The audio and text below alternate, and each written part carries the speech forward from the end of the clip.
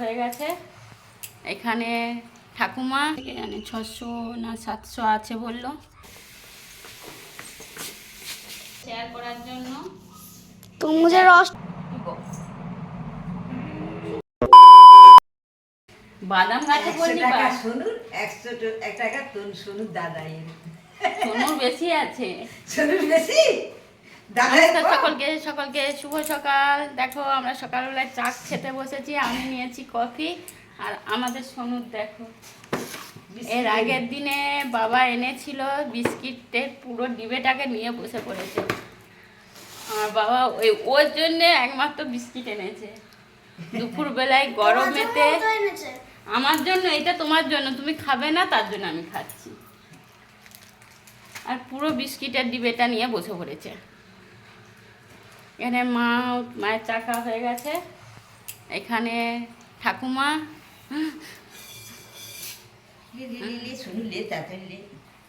এইটা আমার ঠাকুমা, এটা মা।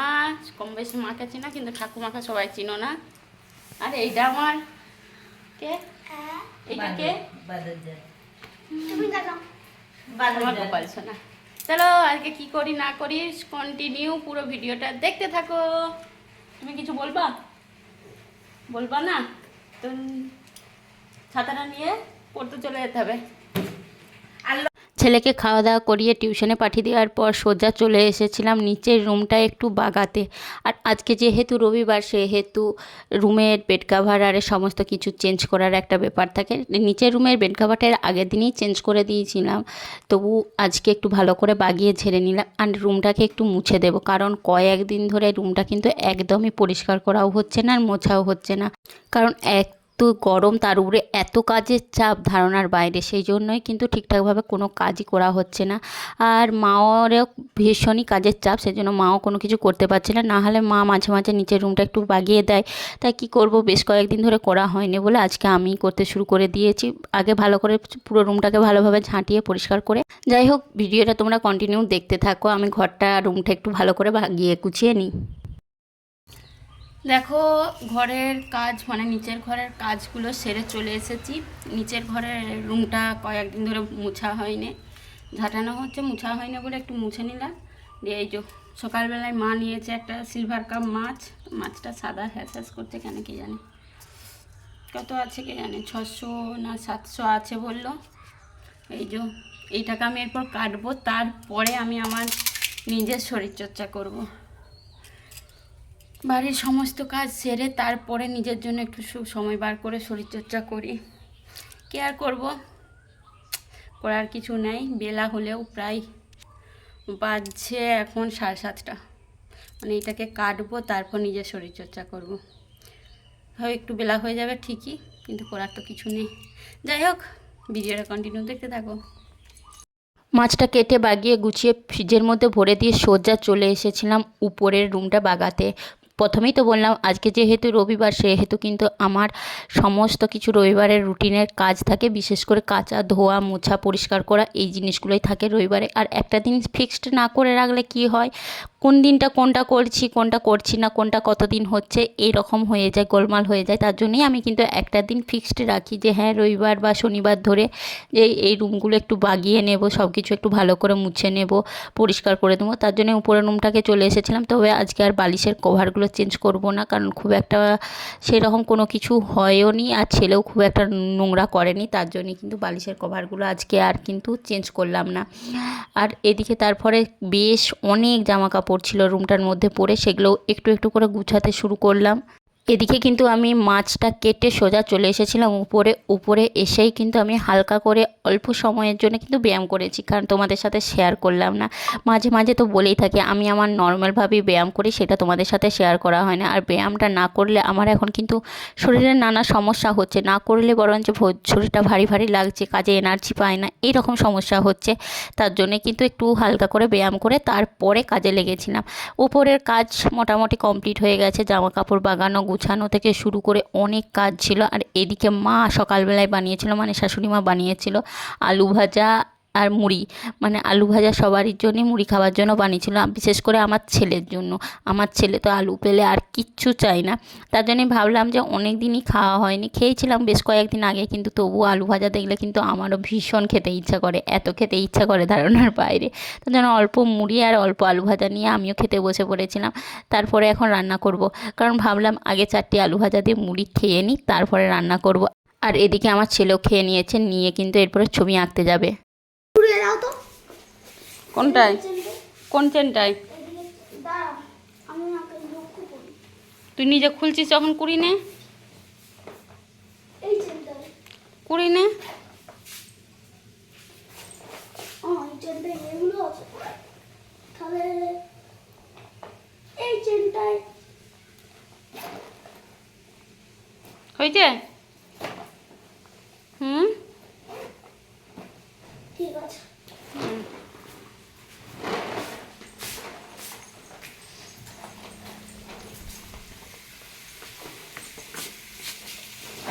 কি আবার বারবার খুলতে হচ্ছে কেন?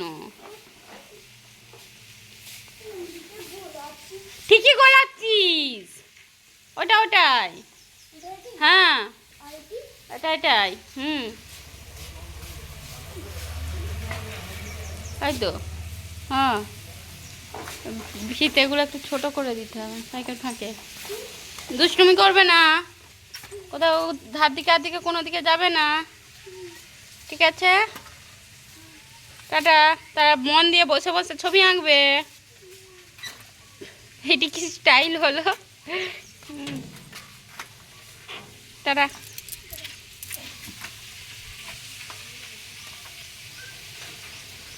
ছেলের ড্রয়িংয়ের ক্লাসে যাবার পর আমি কিন্তু শুরু করে দিয়েছিলাম রান্না, অলরেডি প্রায় রান্না শেষের দিকেই। আর এখন কিন্তু আমি বসিয়েছি পেঁয়াজ কাটতে বলতে রান্না প্রায় শেষের দিকে। তাহলে ভাবছো আবার পেঁয়াজ কি করবে? হ্যাঁ, পেঁয়াজ করব বলতে আজকে আমাদের বাড়িতে মাংস হচ্ছে। সত্যি কথা বলতে কি আমাদের বাড়িতে মাংসটা কিন্তু খুবই রেয়ার, কারণটা হলাম আমি।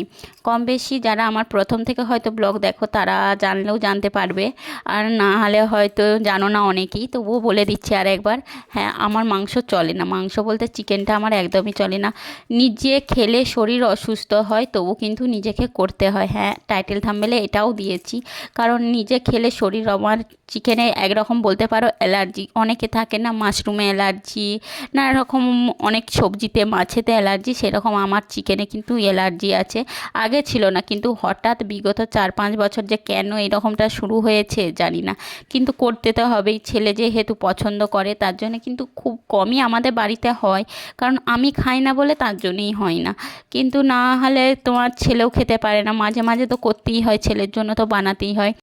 আবার তোমাদের দাদাভাই যখন আসে তখন সে বাড়িতে থাকলে আমার জন্য কিন্তু আলাদা কোনো কিছু বানিয়ে দেয়, তখন ভালো লাগে। কারণ নিজে যদি কোনো কিছু বানিয়ে খেতে হয় না, সবারই জন্য বানিয়ে দেবো, কিন্তু নিজের জন্য আবার যদি আলাদা কোনো কিছু বানিয়ে খেতে হয় না, আমার একদম ইচ্ছা করে না।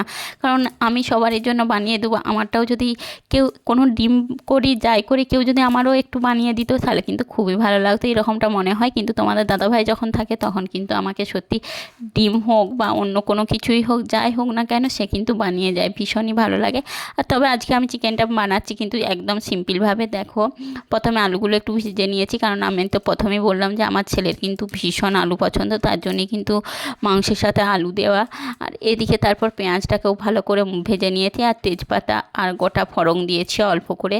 আর এদিকে কিন্তু আমি সমস্ত মশলা একসাথে নিয়ে দিয়েছি, আদা, পেঁয়াজ, রসুন, পেঁয়াজ তো অলরেডি ভাজছি, আদা, রসুন, জিরে গুঁড়ো, ধনে গুঁড়ো, লঙ্কা গুঁড়ো, হলুদ গুঁড়ো।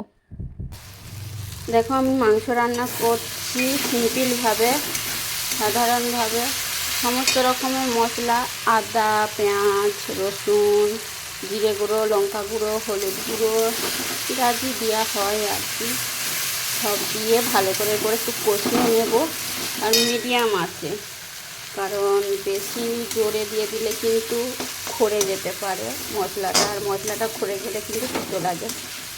তো আমাদের মাংস খুব একটা বেশি হয় না, কারণ আমি খাই না, তো সেই জন্য কিন্তু আমাদের বাড়িতে মাংস খুব একটা হয় না, নিজে না খেলেও করতে হয় কারণ ছেলের জন্য। তো আমাদের বাড়িতে মাংসটা রেয়ারই, ছেলের যখন ঝঁক করে তখন, আমি খাই না বলে সে কেউই খেতে চায় না। তো আমি রান্না করে নিই, তারপরে তোমাদের সাথে শেয়ার করছি যে কেমন হলো। এই যে এখানটায় নুন আর হলুদ মাখানো আছে, মাংসটা মা মাখিয়ে রেখেছে। এই যে আমার মশলাও মোটামুটি কষা কমপ্লিট। এরপরে মাংসটা আর আলু ভাজা আলুটা দিয়ে ভালো করে কষে ঢাকা দিয়ে দেবো। যাই হোক, তোমরা ভিডিওটা কন্টিনিউ দেখে থাকো। দেখো আমার মাংস রান্না কমপ্লিট। এইটা হলো মোটামুটি একটা মানে এই রকমটা করলে তোমাদের দাদা ভাইয়ের পছন্দ হয়, এরকম বেশ মাখা মাখাটা করলে। আর আমি তবে একটু জল দেবো, এই যে জলটা দেওয়া আছে, সব কিছু ধোয়ার জলটা, মশলার জলটা জল দেবো, কারণ মাংসর ঝোল হবে। আর আমার ছেলে বা আমার শ্বশুরমশাই কিন্তু ঝোল ছাড়া খেতে চায় না। আবার তোমাদের দাদা ভাই এলে কি করবে, ও আবার কষা ছাড়া খেতে চাইবে না, তখন আবার আমার হয়ে যায় সমস্যা। আমি তো খাই না বলেই তো দিলাম, তবুও করতে হয়। তবে হ্যাঁ, আমি না খেলেও তোমাদের দাদা ভাই এলে কিন্তু আমার জন্য যাই হোক কিছু বানিয়ে দেয়, বা মাংসটাও নিজে বানাই, কিন্তু এখন তো আর কিছু করার নেই, আমাকেই বানাতে হবে। যাই হোক, রান্না কমপ্লিট। এরপরে কি করি না করি ভিডিওটা দেখতে থাকো। নাও স্টার্ট করো, স্টার্ট করো। দেখো ফ্রেন্ডস, এখন বাজছে দুপুর 12টা 20। আমি তরমুজ এনেছিলাম, আমি নিজেই ভুলে গেছি যে আমি হাট থেকে তরমুজ নিয়ে এসেছিলাম। ফ্রিজে রাখা ছিল, আমার সোনাই বার করেছে খাবে বলে, কখন মনে পড়ে গেছে। এখন সে আমার ভিডিও বানিয়ে দিচ্ছে একটুখানি তোমাদের সাথে শেয়ার করার জন্য। তরমুজের রসটা খাবো। তরমুজের রসটা খাবে? আচ্ছা, আমরা তরমুজটা কেটে খাই, তারপরে টক করে খুব একটা কোনো ফল খেতে চাই না, মন গেলে খাবে, না মন গেলে না খাবে। বন্ধ করছি। করো। দুপুরবেলা খাওয়া দাওয়ার পর কিন্তু অনেকক্ষণই ভিডিও বানাচ্ছিলাম না, কারণ দুপুরবেলা টাইমটা সত্যি কথা বলতে কি আমি সেইভাবে কোনো কিছু বানাই না। হলে লাইভ করি, না হলে ভিডিও এডিট করি, না হলে শর্ট ভিডিও বানাই, কারণ দুপুরবেলায় আমি কোনো দিনই ঘুমাই না। আর যে থেকে বিশেষ করে ডায়েট করতে শুরু করেছি সেই থেকে তো ছেলের জন্য মাঝে মাঝে হয়তো একটুখানি শুতে হয়, ছেলেকে নিয়ে যখন শুতে হয়। তো আজকেও কিন্তু আমি শুইনি, ছেলেকে একাকেই শুইয়ে দিয়েছিলাম।